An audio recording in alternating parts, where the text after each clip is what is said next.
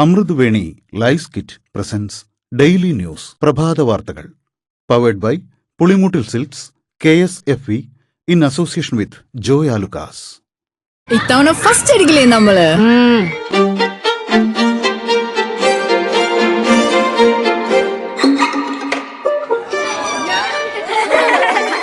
കുട്ടികൾക്കൊക്കെ പെയിൻ ശല്യം ഉണ്ടാകും. അതുകൊണ്ട് ലൈസ് കിറ്റ് ഉപയോഗിച്ച് ക്ലാസ്സിൽ വരാൻ പ്രത്യേകം ശ്രദ്ധിക്കണം. ലൈസ് കിറ്റ് ലൈസ് റിമൂവർ പെയിൻ ശല്യത്തിൽ നിന്നും ഉടനടി ആശ്വാസം. നമസ്കാരം, ഞാൻ നീതു കൃഷ്ണ. ഡെയിലി ന്യൂസിന്റെ പ്രഭാത വാർത്തകളിലേക്ക് സ്വാഗതം. ഇന്ന് ജൂലൈ 3 വെള്ളിയാഴ്ച. വിഴിഞ്ഞം തുറമുഖത്തെ അദാനി ഓഹരി സർക്കാരിന്റെ അനുമതിയില്ലാതെ MSEക്ക് കൈമാറാനുള്ള തീരുമാനത്തിൽ മുഖ്യമന്ത്രി VD സതീശൻ അദാനി ഗ്രൂപ്പിനെ അതൃപ്തി അറിയിച്ചു. വിദേശ നിക്ഷേപ തീരുമാനം കർശന പരിശോധനയ്ക്ക് വിധേയമാക്കുമെന്നും മുഖ്യമന്ത്രിയുടെ ഓഫീസ് അറിയിച്ചു. അയോധ്യ ക്ഷേത്രക്കൊള്ള അന്വേഷണം CBIക്ക് വിട്ടേക്കും. സുപ്രീം കോടതിയുടെ മേൽനോട്ടത്തിൽ അന്വേഷണം ആവശ്യപ്പെട്ട് കോൺഗ്രസ് പ്രധാനമന്ത്രിക്ക് കത്ത് നൽകി. ട്രസ്റ്റ് മുൻ ജനറൽ സെക്രട്ടറി ചമ്പത് റായിക്കെതിരെ കേസെടുക്കണമെന്നാവശ്യപ്പെട്ട് അയോധ്യ ബാർ അസോസിയേഷൻ പോലീസിൽ പരാതി നൽകി. KSEB ഈ മാസം 15 മുതൽ ഒരു വർഷത്തേക്ക് 200 മെഗാവാട്ട് വൈദ്യുതി കൂടുതൽ വാങ്ങും. സെപ്റ്റംബറിൽ കൂടുതൽ വൈദ്യുതി വീണ്ടും വാങ്ങാൻ ടെൻഡർ വിളിക്കും.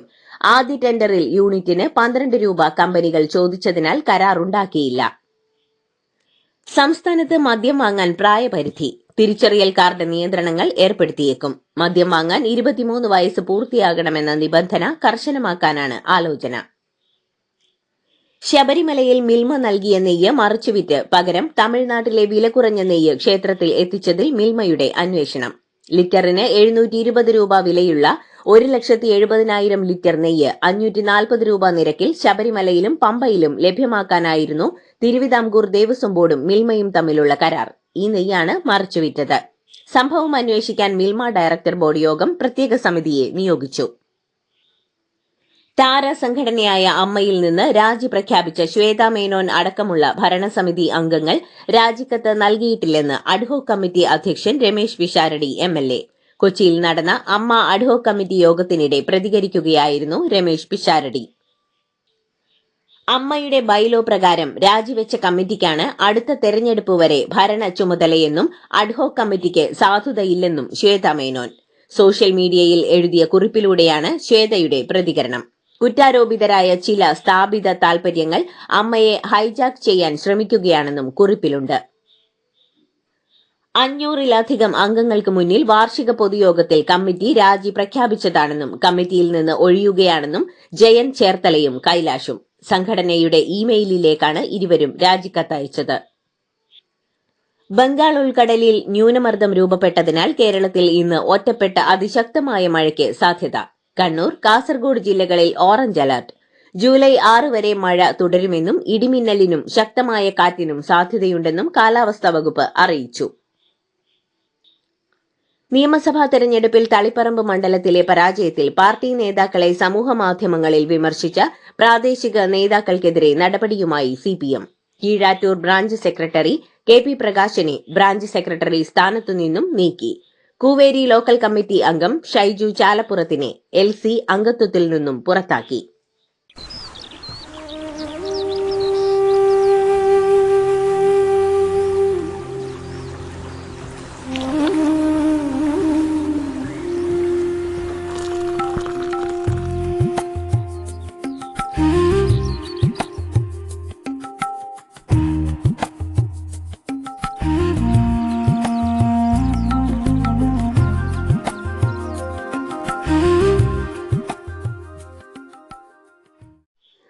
വീര്യം കുറഞ്ഞ മദ്യത്തിന് നികുതി ഘടന നിശ്ചയിച്ച മന്ത്രിസഭാ തീരുമാനത്തിൽ മുസ്ലിം ലീഗിന് വിയോജിപ്പുണ്ടായിരുന്നുവെന്ന് മന്ത്രി KM ഷാജി. എന്നാൽ മന്ത്രിസഭാ തീരുമാനത്തിനൊപ്പം നിൽക്കാനാണ് പാർട്ടി തീരുമാനിച്ചത്. വീര്യം കൂടിയാലും കുറഞ്ഞാലും മദ്യം പാടില്ലെന്നാണ് ലീഗ് നിലപാടെന്നും ഷാജി പറഞ്ഞു. പശ്ചിമേഷ്യയിലേക്കുള്ള മുഴുവൻ വിമാന സർവീസുകളും പുനരാരംഭിച്ച് എയർ ഇന്ത്യ എക്സ്പ്രസ്. കോഴിക്കോട് വിമാനത്താവളത്തിൽ നിന്നും സർവീസുകൾ ആരംഭിക്കും. സൌത്ത് വെസ്റ്റേൺ റെയിൽവേയുടെ കേരളത്തിലേക്കുള്ള 8 ബംഗളൂരു സ്പെഷ്യൽ ട്രെയിനുകളുടെ സർവീസ് ഓഗസ്റ്റ് അവസാനം വരെ നീട്ടി. ഡൽഹിയിലെ കേരള ഹൌസിൽ ജനറേറ്റർ റൂമിൽ പൊട്ടിത്തെറി.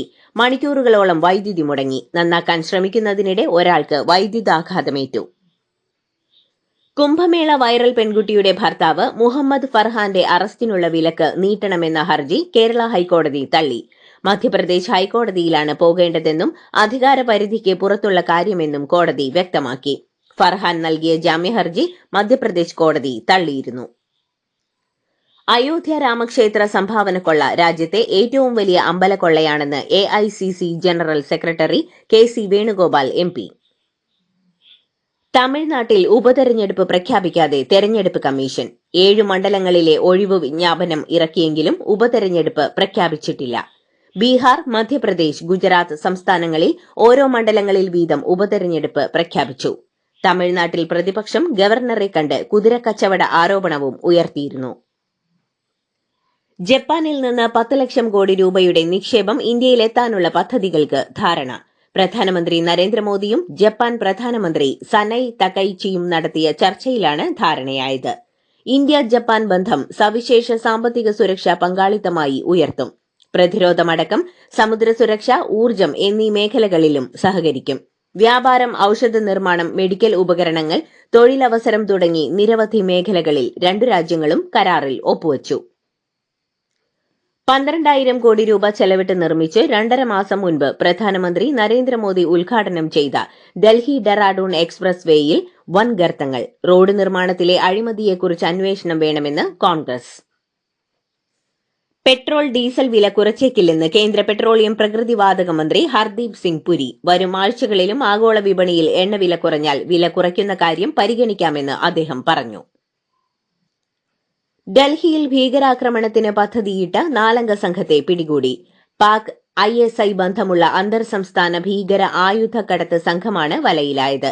പ്രതികളിൽ 3 പേർ പഞ്ചാബിൽ നിന്നും ഒരാൾ ഡൽഹിയിലുമാണ് പിടിയിലായത്. ഡ്രോൺ വഴി പാകിസ്ഥാനിൽ നിന്ന് ആയുധങ്ങളും മയക്കുമരുന്നും സംഘം കടത്തിയതായി കണ്ടെത്തി.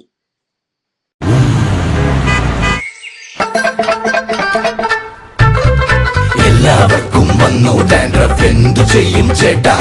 പേടിക്കണ്ട, ഇവിടുണ്ടല്ലോ ഡാൻഡ്രോഫിറ്റിൻ ഓയിൽ. ഉടനടി മാറും താരൻ, ഉപയോഗിക്കൂ വേഗം. Amrutveni Dandroquet, the ultimate dandruff solution.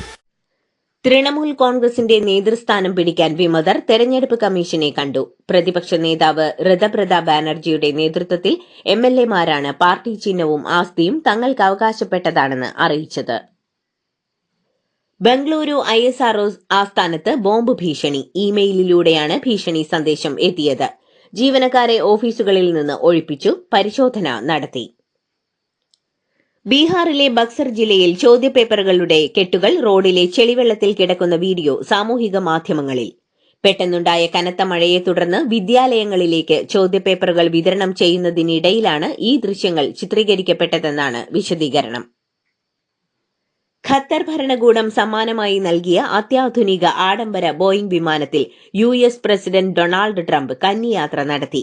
ഇതുപോലൊരു വിമാനം നിർമ്മിക്കാൻ അമേരിക്കയ്ക്ക് കഴിയില്ല എന്നായിരുന്നു ട്രംപ് പ്രസിഡൻഷ്യൽ വിമാനമായ എയർഫോഴ്സ് 1 കുറിച്ച് പ്രതികരിച്ചത്.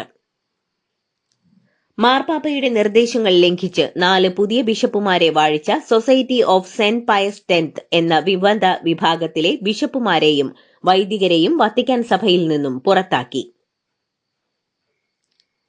പാക് അധിനിവേശ കാശ്മീരിലെ കാശ്മീരികൾക്ക് ആയുധങ്ങൾ നൽകിയിരുന്നത് പാകിസ്ഥാൻ സൈന്യം ആയിരുന്നുവെന്നും ഇപ്പോൾ അവർ തങ്ങളെ ഭീകരവാദികളാക്കി മുദ്രകുത്തുകയാണെന്നും ജോയിന്റ് അവാമി ആക്ഷൻ കമ്മിറ്റി നേതാവായ സർദാർ അമൻ ഖാൻ ആരോപിച്ചു. പാക് അധീന കാശ്മീരിലെ സർക്കാർ വിരുദ്ധ പ്രതിഷേധങ്ങളുടെ 24ാം ദിവസം നടന്ന സമ്മേളനത്തിൽ പ്രസംഗിക്കുകയായിരുന്നു അദ്ദേഹം. ഇന്തോനേഷ്യയിലെ പാപ്പുവയിൽ അമേരിക്കൻ പൈലറ്റ് നിക്കോളാസ് F. ഗോസലിനെ വെടിവെച്ചു കൊല്ലുകയും യാത്രാ വിമാനത്തിന് തീയിടുകയും ചെയ്തു. പ്രാദേശിക വിഘടനവാദ സംഘടനയായ വെസ്റ്റ് പാപ്പുവ നാഷണൽ ലിബറേഷൻ ആർമിയാണ് ആക്രമണം നടത്തിയത്. യുക്രൈൻ തലസ്ഥാനമായ കീവിൽ റഷ്യ നടത്തിയ ശക്തമായ മിസൈൽ ഡ്രോൺ ആക്രമണങ്ങളിൽ 13 പൌരന്മാർ കൊല്ലപ്പെട്ടു. 100ഓളം പേർക്ക് പരിക്കേറ്റു. യുക്രൈൻ നടത്തുന്ന ഡ്രോൺ ആക്രമണങ്ങൾക്കുള്ള കടുത്ത തിരിച്ചടിയാണിതെന്ന് റഷ്യ.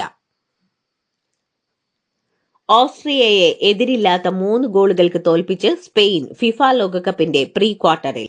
ഒയർസബാലിന്റെ ഇരട്ട ഗോളുകളും പെഡ്രോ പെറോയുടെ ഗോളും ചേർന്ന് ആധികാരിക വിജയമാണ് സ്പെയിൻ സ്വന്തമാക്കിയത്. സ്പാനിഷ് കുതിപ്പിനിടെ ഒന്നും ചെയ്യാനാവാതെ മൈതാനത്ത് ഓസ്ട്രിയ അക്ഷരാർത്ഥത്തിൽ വിയർക്കുകയായിരുന്നു. ഇതോടുകൂടി ഡെയിലി ന്യൂസിന്റെ ഇന്നത്തെ പ്രഭാത വാർത്തകൾ സമാപിക്കുന്നു. ഡെയിലി ന്യൂസിനു വേണ്ടി വാർത്തകൾ വായിച്ചത് Neethu Krishna. Daily news live .in വാർത്തകൾ വിരൽ തുമ്പിൽ.